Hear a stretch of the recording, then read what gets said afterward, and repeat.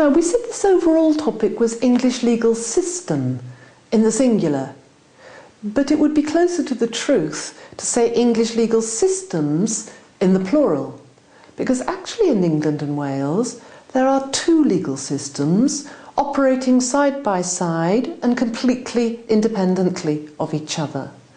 There is the system of the civil law, and there's also the system of the criminal law. And it's important you realise that the one event that happens, the one thing that you do, could be a breach of just the civil law. It could be a breach of just the criminal law, but most things are a breach of both. So that means you would have to go to court twice. Once to a civil court to answer for your breach of the civil law, and once to a criminal court to answer for your breach of the criminal law. And those two sets of proceedings are entirely separate and independent of each other. The outcome of one does not in any way influence the outcome of the other. Now, what you need to know for your exam is the major differences that there are between the civil law and the criminal law. And actually there's overall three major differences. There's differences in terms of aim or function, in terms of terminology. You're not only, by the way, learning one new language, the legal language, but actually you're learning two new languages. The language of the criminal law is quite different from the language of the civil law. And the third thing is the different courts. So let's start off looking at criminal law. So what's criminal law concerned with? What's the aim or idea? Well, it's concerned with conduct that's considered so undesirable that the state punishes persons who transgress. So the criminal law is where the state keeps people in line. So it's to regulate society by the threat of punishment. Let's immediately look at the punishments of the criminal law. The technical word for all the punishments of the criminal law is that word sentence. So we can talk about sentencing someone to a fine, sentencing someone to a term of imprisonment. Generally, people think of sentence as just going to prison, but all the punishments of the criminal law are properly called sentence. The fine, that's the most common one. Sum of money that the court orders the guilty person to pay. To whom? Yes, it's to the state, not to the victim, should there be one, of the crime. More serious offences, term of imprisonment. And there are, of course, other punishments as well. If you think of driving, for example, disqualification, having a licence taken away. And I particularly mention disqualification because we get to a very similar thing when we do company law. In that if, as a director of a company, you've got a bad record of breaking company law, you in fact can be disqualified from being a director of any company whatsoever, in fact for up to 15 years. So disqualification is not just for things like driving, but also directors. Picking out some other important words in the terminology. Well, we said criminal law is an offence against the state. So it is the state that takes you to court. It's the state that prosecutes. Prosecute then means take to a criminal court.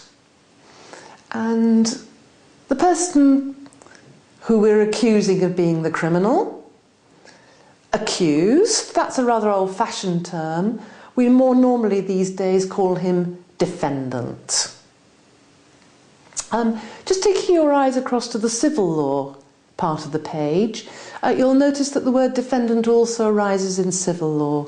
It's the only crossover word, the only word that arises in both criminal and the civil law.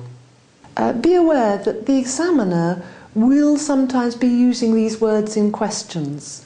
So if he says, for example, advise whether X can be prosecuted, your examiner is telling you, write about criminal law only, not about civil law.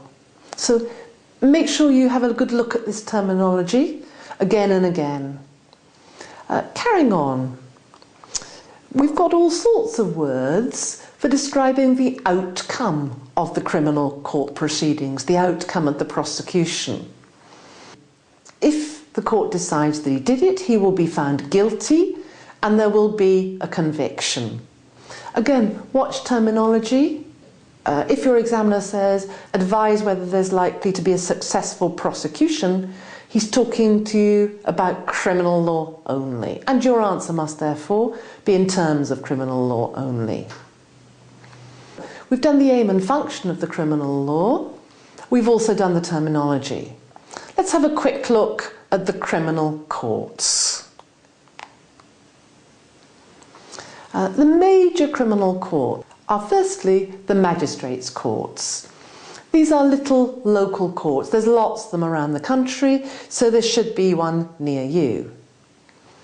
It's where magistrates conduct trials of the less serious offences. It's where the magistrates conduct trials of the less serious offences.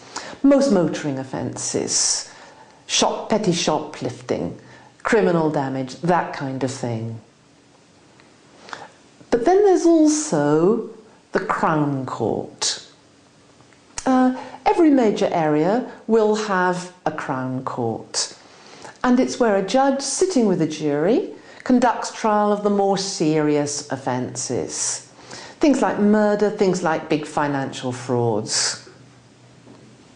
Perhaps the most famous Crown Court is the Crown Court for Central London, which is called the Old Bailey.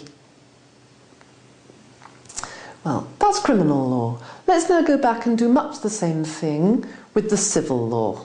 So what's the aim or function of the civil law? Well, as your notes tell you, civil law sets out the rights and duties of persons as between themselves. The person whose rights have been infringed can get a remedy from the wrongdoer.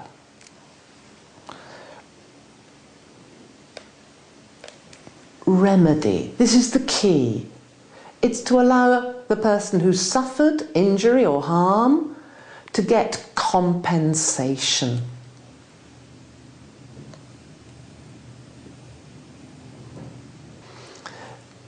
So let's immediately jump to the terminology to look at the remedies of the civil law. Well, the major remedy is damages. Sum of money that the court orders the wrongdoer to pay. To whom? Yeah, not to the state this time, to the injured party, the victim, by way of compensation. But there are also other remedies of the civil law.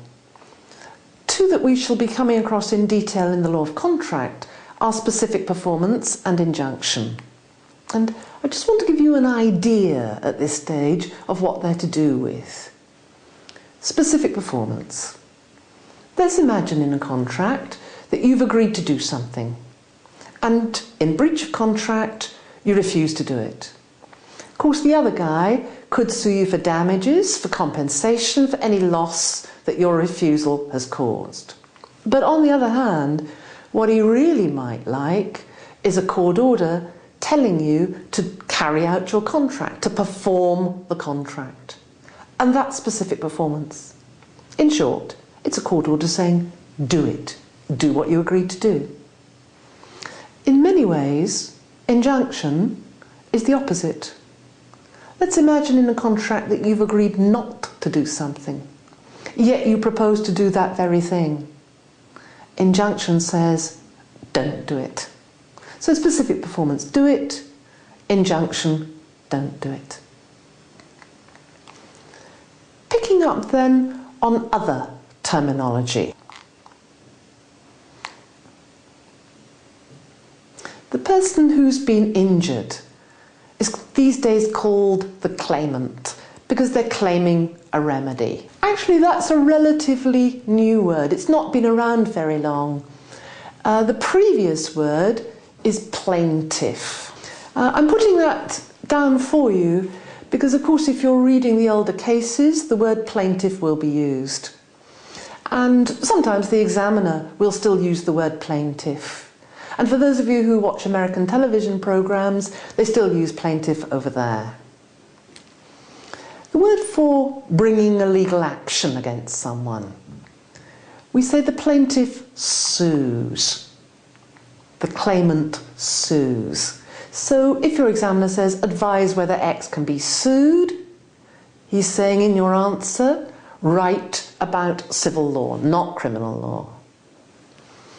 The wrongdoer, defendant. That, of course, is the same word as we had in the criminal law. You remember we had a lot of technical words in criminal law for describing the outcome of the prosecution. We particularly used the word guilty and conviction. In civil law, we don't actually have set terminology, so we have a make-do phrase. And I will be saying quite a lot. The defendant was held liable. Or, of course, not liable. Or, of course, not liable, as the case may be. It's a make-do phrase. So we've done civil law, the aim or function. We've done the terminology. As to the courts of civil law, the civil courts can be a standalone question in their own right. We need to look at the civil courts in a lot of detail.